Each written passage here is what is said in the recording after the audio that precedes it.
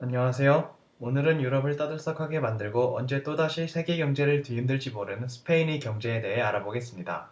스페인의 인구는 4,600만 명으로 우리나라와 비슷하지만 경제 규모는 1.4배 정도 더 큽니다. 첫 번째 그래프는 스페인의 인구인데 2000년도에 4천만에서 많은 이민자를 받아 2012년 4,600만으로 15% 정도 늘었습니다. 두 번째 그래프는 GDP 성장률인데 2008년 금융위기 이후 마이너스 4%란 암울한 숫자를 찍고 GDP 성장이 확 꺾였습니다. 세 번째 그래프는 실업률인데 2012년은 25% 정도 됩니다. 일할 수 있는 사람의 25%가 일이 없고 어쩔 수 없이 저임금의 일을 하고 있는 사람을 생각하면 대다수의 국민이 힘들어하고 있다는 걸 짐작할 수 있습니다. 이제 무엇이 스페인을 이 지경으로 몰고 갔는가 알아보겠습니다. 첫 번째 이유로는 2002년 1월에 출범한 유로화를 쓰게 된 데 원인이 있습니다.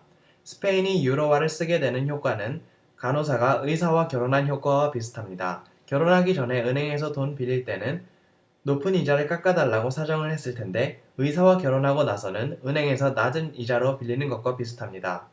여기서 의사는 독일이고 스페인은 간호사입니다. 스페인은 독일 같은 막강한 경제 강국과 같은 돈을 씀으로써 낮은 이자에 돈을 빌릴 수 있었습니다.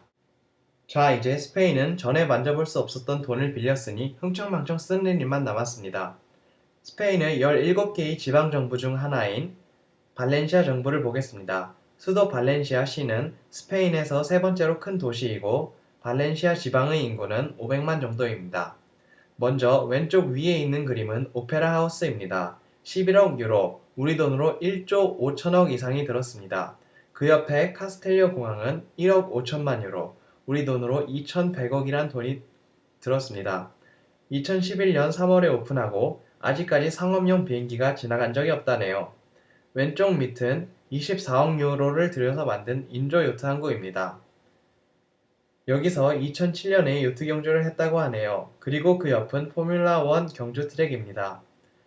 이것도 몇천억 원을 들여서 만든 것인데 2008년부터 4년간 F1을 개최하고 이제부터 바르셀로나와 함께 경연제로 개최합니다.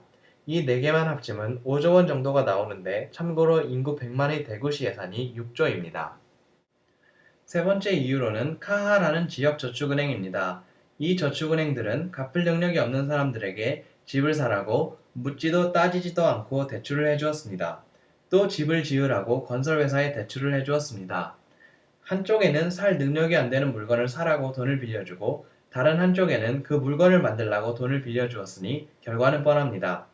그렇지만 2011년에 선거가 있어서 그런지는 몰라도 2010년 10월 4개의 저축은행을 합병해서 방키아라는 은행을 만들고 스페인에서 네 번째로 큰 은행이 됩니다. 뭐 거지들을 모으면 부자가 되나요? 2012년 5월 달에 정부에서 구제금융을 받습니다. 그리고 방키아의 주식은 상장 후부터 오늘날까지 0을 향해 달려가고 있습니다.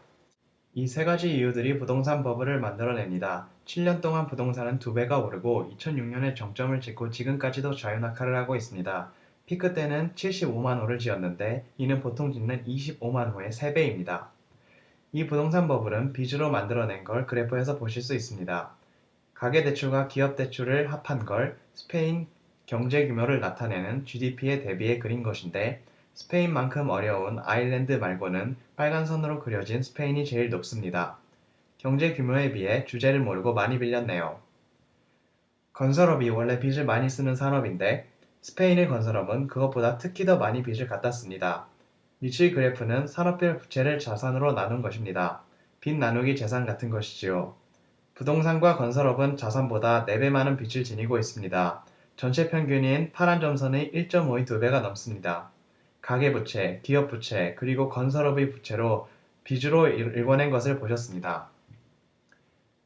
건설업은 일하는 사람이 제일 많을 때는 일하는 사람의 13.1%라는 아주 많은 사람을 고용하고 있었습니다. 하지만 부동산은 경기의 영향을 많이 받기 때문에 세계 경제가 흔들리기 시작한 2007년부터 건설업에 일하는 사람들은 급격하게 줄어들어 실업률 상승에 한몫합니다.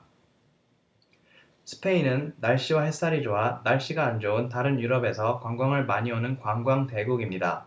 관광업이 2008년에는 GDP의 17%를 차지했었는데 첫 번째 그래프 오른쪽 걸 보시면 14%로 줄은 걸 보실 수 있고요. 밑에 왼쪽 그래프를 보시면 200만 명이 종사하고 있습니다. 관광업 역시 경기에 아주 큰 영향을 받아 스페인 경제와 실업률에 악영향을 끼칩니다. 이렇게 이 연타를 맞고 스페인의 경제는 나락으로 떨어지고 25%라는 실업률을 기록하고 있습니다. 청년 실업률은 25%를 앞뒤로 바꾼 52%이며 20만 명 이상의 청년이 어학연수가 아니라 일자리를 찾아 스페인을 떠났습니다. 거의 한 해에 태어난 젊은이가 아예 통째로 없어진 수준이지요. 옛날 식민지이던 라틴 아메리카로 떠나거나 다른 유럽으로 가서 아마 우리나라에서 독일 간 광부들이나 간호원, 미국에 간 이민자들처럼 굳은 일을 다 했던 이민자들처럼 살겠지요. 그리고 지금 스페인에서 20만 유로 우리나라 돈으로 3억 원 이상의 집을 사시면 스페인에서 영주권을 주는 국가 체면을 구기고 있습니다. 요약하자면 유로화를 쓰게 되면서 낮은 이자율로 국민, 기업, 나라가 모두 대책 없이 돈을 빌려 건설을 했습니다.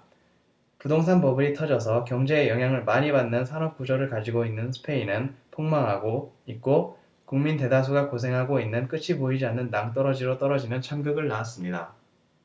내용이 도움이 되셨나요? 이 밑에 공유 버튼을 눌러서 가족, 친구 혹은 동료와 페이스북이나 트위터로 공유해주세요. 유튜브 가입하시고 구독하시면 업데이트 될 때마다 볼 수 있고요. 좋아요 꼭 눌러주시고 댓글도 많이 달아주시면 감사하겠습니다. 트위터 숫자 5MIN ECON 팔로우 하시면 업데이트 알려드리니 많은 팔로우 부탁드립니다. 스마트폰으로 유튜브 앱 다운받으시면 지하철이나 버스 어디서나 보실 수 있습니다. 앱 다운 주소는 동영상 밑에서 찾을 수 있습니다.